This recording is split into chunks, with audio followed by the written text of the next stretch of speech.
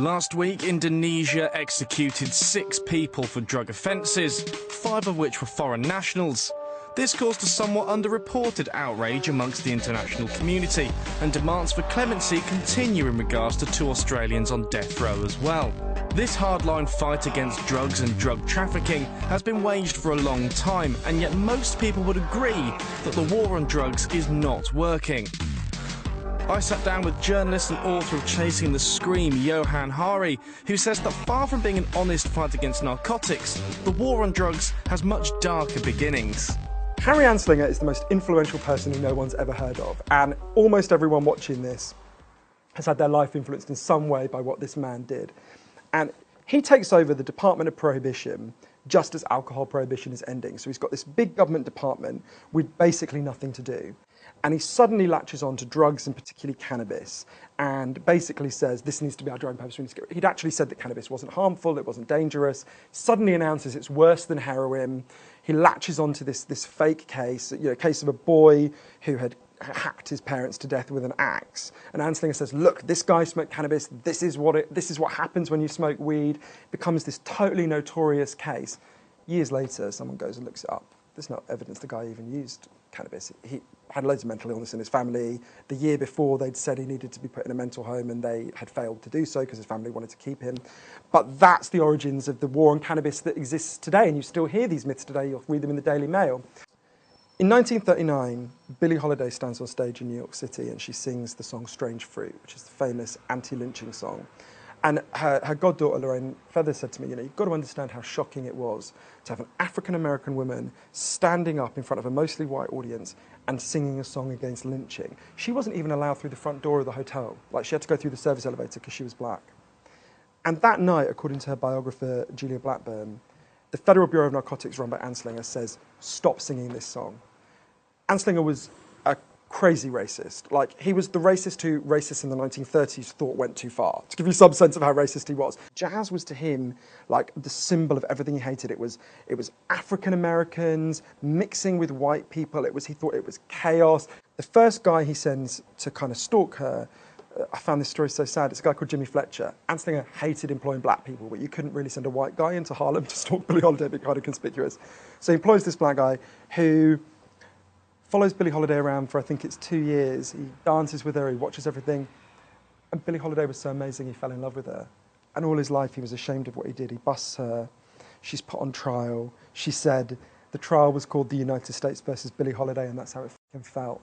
Still, despite all that, Harry Anslinger isn't finished with her. He sends another agent to stalk her, a guy called Colonel George White. When she's in her early 40s, Billie Holiday collapses. She's got liver cancer. She'd obviously been not only a heroin addict, but a chronic alcoholic. She's taken to hospital, and the hospital refuses to have her because she's an addict. She's taken to another hospital. And she says to one of her friends, Maylie Duffy, the exact words are in the book, but saying like, they're going to kill me in there. Don't let them kill me. They're going to kill me. On her deathbed, she's been diagnosed with liver cancer. They arrest her. They take away her flowers. They take away her comic books. Take away her record player. They handcuff her to the bed. They don't let her friends in. And obviously, because she's not got any smack there, she goes into withdrawal. And one of her friends insists they give her methadone. And she starts to recover a little bit. And 10 days later, they cut off the methadone and she dies. When we think about why drugs were banned, right, we tend to project backwards, well, the reasons that we would give if we stopped someone on the street now, which sound totally reasonable. We don't want kids to use drugs. We don't want people to become addicted. Actually, what really struck me is those things barely came up. The reasons they gave for banning drugs are blacks and Chinese people have forgotten their place. They're using drugs and attacking us. We need to put them back in their place by attacking them.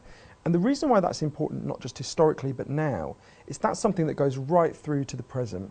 If you look at the figures, I think the figure is 40% of all African Americans in Washington, D.C., between the ages of 18 and 30, are in prison on probation or parole at any given time, right? We know that African Americans are, a small minority of drug dealers in America, but they're the overwhelming majority of people who go to prison for it.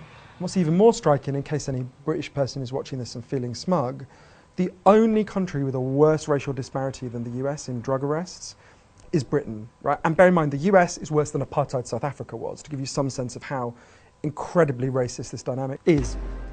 The stats are astounding. However, what is crucial to understand is how a little-known recreation of one of the most famous drug experiments of all time has created a view of addiction that isn't necessarily accurate. Really easy. You get a rat and you put it in a cage, and it's got 2 water bottles. One is just tap water, and the second is water laced with either heroin or cocaine or whatever. And because rats metabolize it the same way as us, if you do that, the rat will always prefer the drugged, almost always prefer the drugged water, and will almost always kill itself quite quickly. And they went, well, look, there you go, there's addiction for you. We're putting the rat in an empty cage. It's got nothing to do. Let's try this differently. So Bruce built Rat Park, which is like heaven for rats, right? Everything your rat about town can want is there in Rat Park. It's got loads of nice food, it's got loads of friends, it can have loads of sex, anything a rat wants. And they've got the 2 water bottles. They've got the normal water and they've got the drugged water. But here's the thing. In Rat Park, they just don't like the drugged water. They don't drink very much of it. None of them use it compulsively and none of them overdose. The right-wing theory of addiction is it's a moral flaw, you party too hard, you're hedonistic, and you get accidentally hooked and it's your own fault. The left-wing theory of addiction is it's a disease, addiction is a disease, it hijacks your brain, it takes you over, it's not, that kind of thing. What Bruce says is they're both wrong. It's not your morality, it's not your brain, it's your cage. Addiction isn't a failing, it isn't a disease, it's an adaptation to your environment. The most cited case of a country that has gone against the war on drugs and decriminalised them is Portugal. Finally, after 14 years, Johan is able to talk through some of the conclusions. It's been tried for a long time now, and the results are pretty striking. Drug use slightly went up, and we have to be candid about that, by about 5%. It might be people are more honest when they're asked, because it's not a crime, but I suspect there probably was a small increase. Drug addiction has fallen dramatically.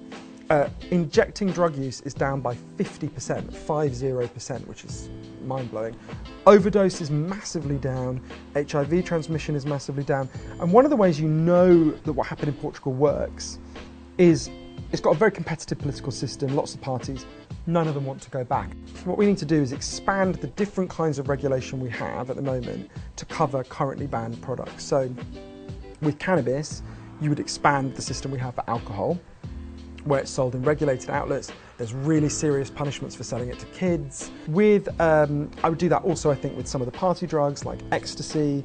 You would have licensed bars that could, sort of clubs that could sell it. With something like heroin, you do what they do in Switzerland, where you prescribe it to addicts. That's a really important tier. There's some drugs where it's hard to know what you do. What do you do with meth? What do you do with crack? You could do a kind of amped up variant of what they do in Vancouver. In Vancouver, they have safe injecting rooms where you can go and use heroin legally. You might have a kind of stepped up version of that where you can go there, get crack and meth, but you're not allowed to leave while you're under the influence of it. We need to experiment with different alternatives. The one thing we can say for sure is we gave the drug war a fair shot, right? We did it for 100 years. We've seen its flaws. We need to cautiously experiment with the alternatives.